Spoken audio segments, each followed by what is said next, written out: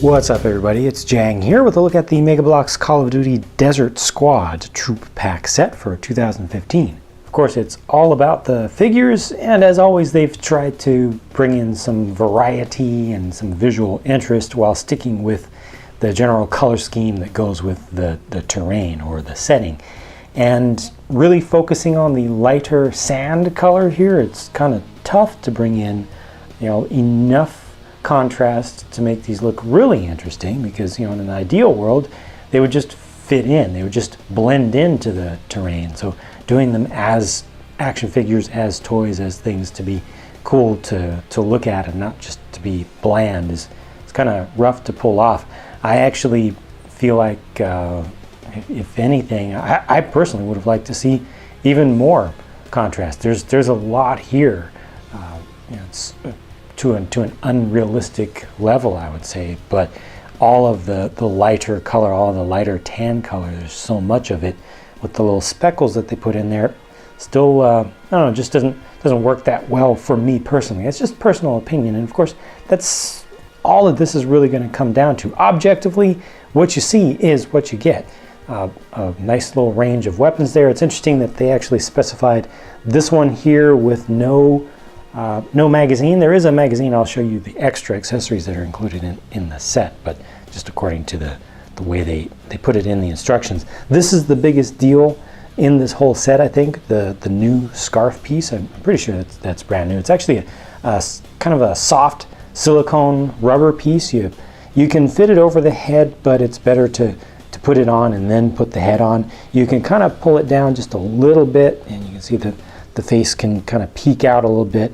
You can bring it up a little bit to cover the nose and just leave the eyes, but that's a little bit tough. It doesn't really want to stay right there. Bring it up in the back a little bit. That's about the closest right there. But you can see it's kind of elevated up a bit, and it's not going to really want to stay just like that.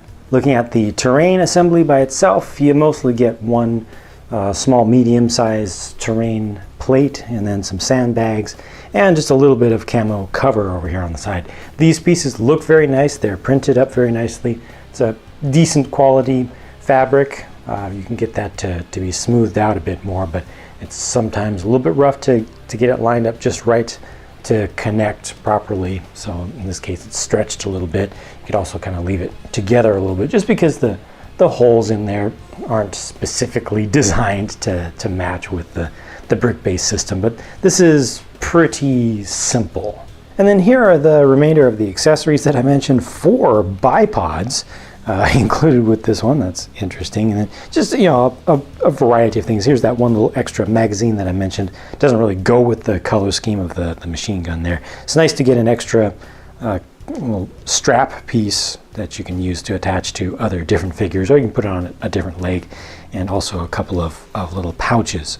All told, this is not one of the more interesting Call of Duty troop packs, just to me personally, but let me know what you think by leaving a comment on the video with your thoughts about the figures and the set on the whole. I definitely think that for folks who are trying to build up a lot of troops that would go into a lighter colored, the light tan sand kind of setting, this does provide a lot of good parts, a lot of useful parts, and a variety of different looks. And I think that if you mix and match things up a little bit, even within a couple of these sets, you can start to get some interesting, realistic looks, I'd say.